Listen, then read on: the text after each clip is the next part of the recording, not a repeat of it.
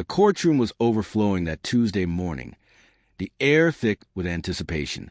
From across the aisle, I could practically feel Karen Whitfield's smugness radiating like heat off asphalt. She perched in her tailored power suit, her lips pursed into that self-satisfied smirk she wore like armor, whispering to her attorney with the air of someone already convinced of victory. In her mind, the day would be a triumph, an arrogant HOA president teaching a stubborn old rancher a lesson about progress. At least, that's what she thought. Judge Morrison entered, gavelled the court to order, and his first words set the stage. "Mr. Mitchell, do you have legal representation present?" I rose slowly, tugging my tie into place with deliberate precision. "Your Honor," I said, my voice steady. "I'll be representing myself." Karen's lawyer, a young man named Bradley Cooper, barely out of law school by the look of him, actually smirked at that. A rookie mistake. The poor kid had no idea what storm he was walking into. "Very well," the judge said, adjusting his glasses. "Please state your qualification for the record." I cleared my throat and spoke evenly, making sure every word carried weight. "Thomas Mitchell, retired attorney. 35 years with Mitchell and Associates. Specialized in property law and civil litigation. Member of the state bar since 1987. Cooper's smirk vanished instantly. Across the aisle, Karen's mouth fell open ever so slightly before she snapped it shut. The look of dawning horror on her face almost made the ordeal worth it. Life on Cedar Ridge Ranch was supposed to be peaceful. After decades of lawsuits, negotiation, and corporate warfare, I had finally traded my courtroom battles for wide-open skies. The 100-acre ranch was my sanctuary, horses grazing in the pasture, the smell of cedar in the wind, and weekends spent teaching my grandkids to fish in the creek. I bought the land from old Jim Henderson, whose family had owned it for 3 generations. Before signing, Jim made one thing absolutely clear. This land's never been and never will be part of any damn homeowners association. That promise had sealed the deal. The nearest subdivision, Willowbrook Estates, was 2 miles away, cut off from me by both county land and my property line. I thought I'd found freedom, and for the first year, I had, until Karen Whitfield became president of the Willowbrook HOA. Our first encounter was almost laughable. A crisp October morning, I was mending a section of fence when a white Lexus SUV rolled up to my gate. Out stepped a woman in her 50s, highlighted hair styled to perfection, designer sunglasses, clipboard in hand. "Excuse me," she called, in the kind of voice used to ordering waitstaff around. "I need to speak with you about community trail access." I set down my hammer, wiped my hands, and walked over, though I kept the gate firmly between us. "Can I help you?" She straightened her blazer as though preparing for a photo op. "I'm Karen Whitfield, president of the Willowbrook Estates HOA." She said it like I should have been impressed.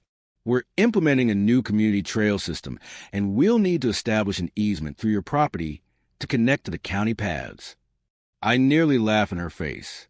"Ma'am, this is private land. It's not part of your HOA." Her smile tightened, brittle around the edges. "Well, that's what we need to discuss. The community has decided interconnected trails will benefit everyone, raising property values, promoting healthy living, and..." "That sounds lovely for your community." I cut in, "but this ranch isn't Willowbrook. Never has been." Her nails tapped against her clipboard, sharp and deliberate.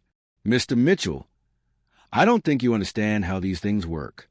When a community decides something serves a greater good, individual holdouts can't simply block progress." That was the moment I knew this woman was going to be trouble. "Ma'am," I said evenly, "I understand perfectly. The answer is no. Have a nice day." I turned back to my fence, leaving her sputtering. Behind me, I heard the huff of indignation, followed by the slam of her car door. For 6 months, her harassment escalated from irritating to unlawful. First came the letters, printed on official HOA letterhead, demanding I attend board meetings I had no obligation to attend. Then came the bogus complaints filed to the county, imaginary code violations that wasted my time and the inspector's patience. Each one ended the same way, inspectors shaking their heads at her nonsense. But Karen wasn't finished. She organized community walks that stopped right at my fence line, where groups of nosy residents snapped photos like tourists gawking at zoo animals. The breaking point came in April. I arrived at my back gate to find the padlock cut clean through, fresh tire tracks gouged into the dirt. Someone had driven in, hammering trail markers into trees along my private road. I spent the afternoon tearing them out and installing security cameras.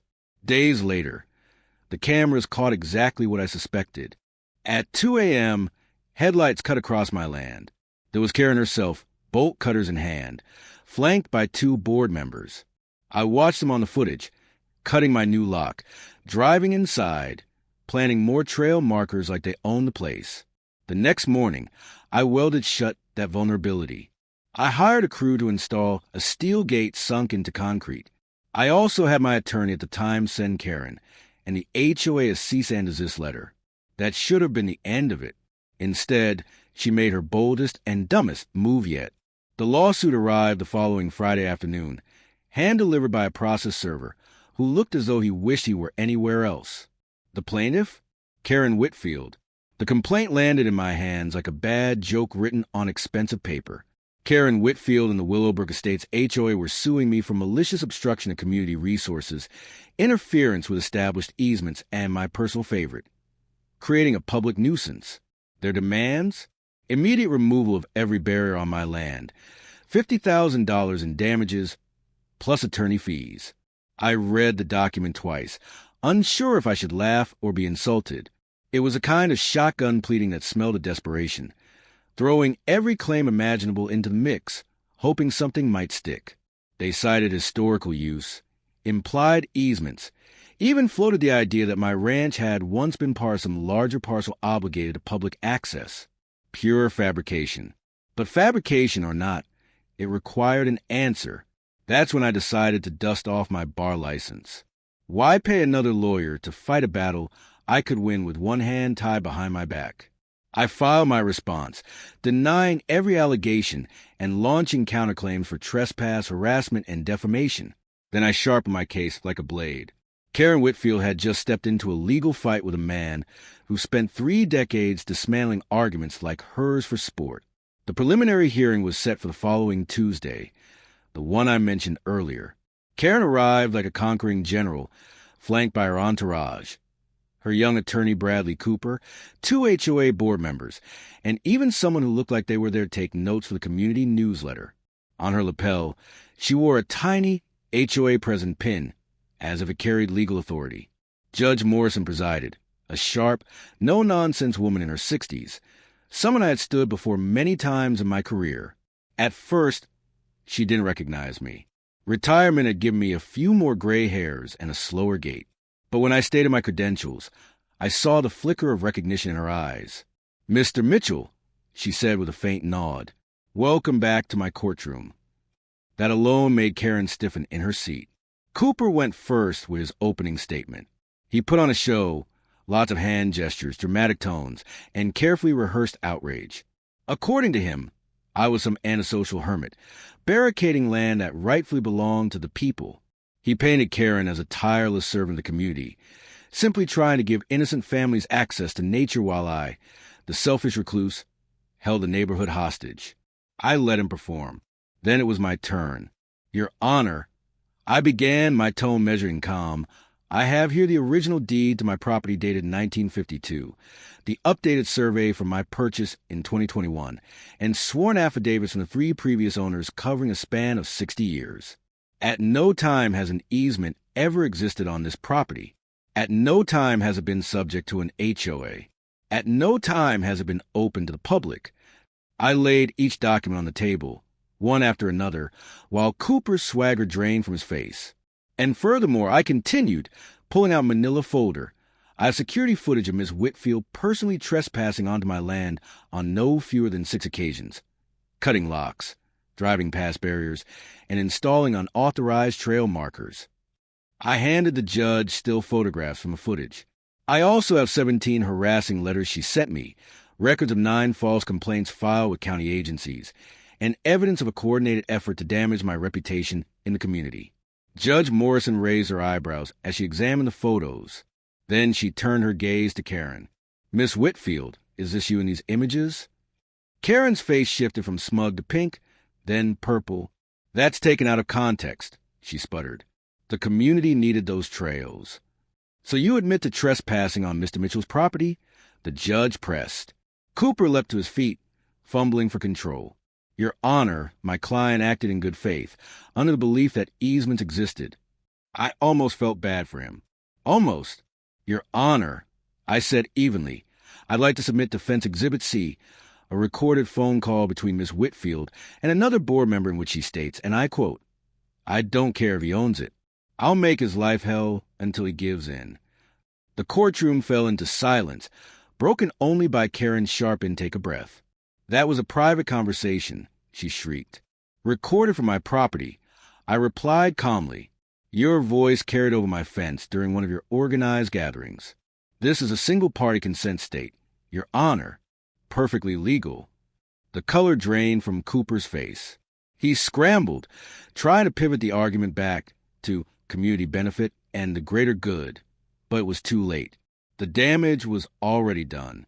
Judge Morrison leaned forward, her voice flat and cutting. "Counselor, does your client have any actual evidence of an easement? Any documentation at all?"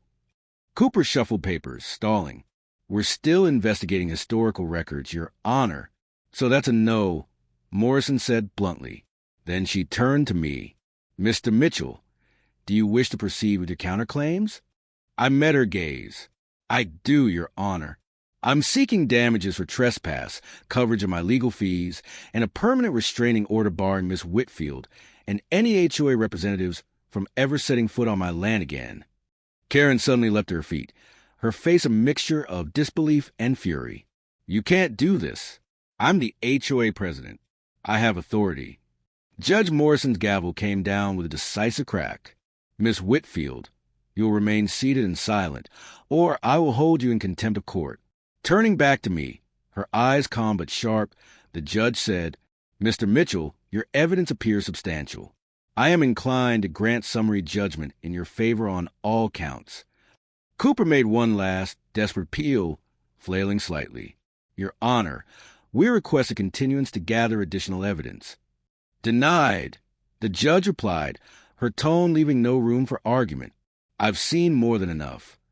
Over the next 20 minutes, Judge Morrison meticulously dismantled each of Karen's claims, piece by piece, while systematically affirming mine. The final verdict was catastrophic for her. Not only were all of her claims dismissed with prejudice, meaning she could never bring them again, but the court granted my entire counterclaim.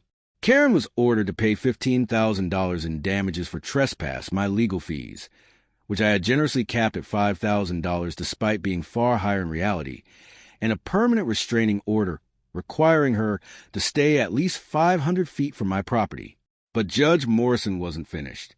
Her voice turned stern, icy enough to freeze a room. "Miss Whitfield, your conduct in this matter has been appalling. You abused your position, harassed a law-abiding property owner, and wasted this court's time with frivolous litigation." She turned sharply to Cooper. "Counselor, I strongly suggest you review your obligations under the State Bar's due diligence rules before filing lawsuits.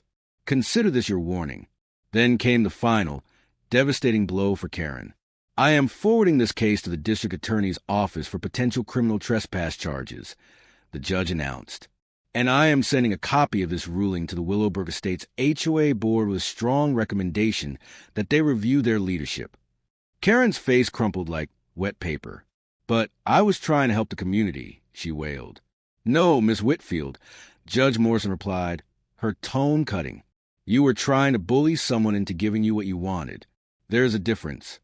As we exited the courtroom, Karen was immediately surrounded by the HOA board members who had been silently observing from the gallery. Heated whispers of emergency meetings and votes of no confidence swirled around her. Cooper, defeated and silent, slunk away without even glancing at his client. 3 days later, a certified letter arrived from the Willowbrook Estates HOA. Karen had been removed from her position by unanimous vote and was permanently banned from holding any board office. The criminal trespass case moved forward, and 2 months later, Karen pleaded guilty to misdemeanor trespass. She received 12 months probation and 500 hours of community service, explicitly prohibited from any HOA-related activities. The icing on the cake came 6 months later. The state law school invited me to be the keynote speaker for their continuing education series on property law and civil litigation. My topic, When Karen Attacked, a case study in homeowner association overreach. The presentation featured our case in full detail, security footage, court transcripts, and evidence. The video went viral on legal education websites. Karen's legacy? Not the interconnected trail system she dreamed of, but a cautionary tale taught to law students about the dangers of abusing authority and underestimating opponents. Through the legal grapevine, I learned she had relocated to another state. Her Willowbrook Estates house sold at a significant loss, and the new HOA board sent me a formal apology along with a fruit basket. As for the $20,000 in damages and fees, Karen's check cleared, and I donated every penny to a legal aid society that assists people in fighting HOA abuse. They even named their new conference room the Whitfield Warning Room. The irony wasn't lost on anyone. Last I heard, Karen was working as a receptionist at a real estate office 3 states away. Her dreams of HOA domination had been crushed under the weight of a restraining order, a criminal record, and legal fees that nearly bankrupted her. The courtroom had spoken. Justice, in its slow and deliberate way, had prevailed.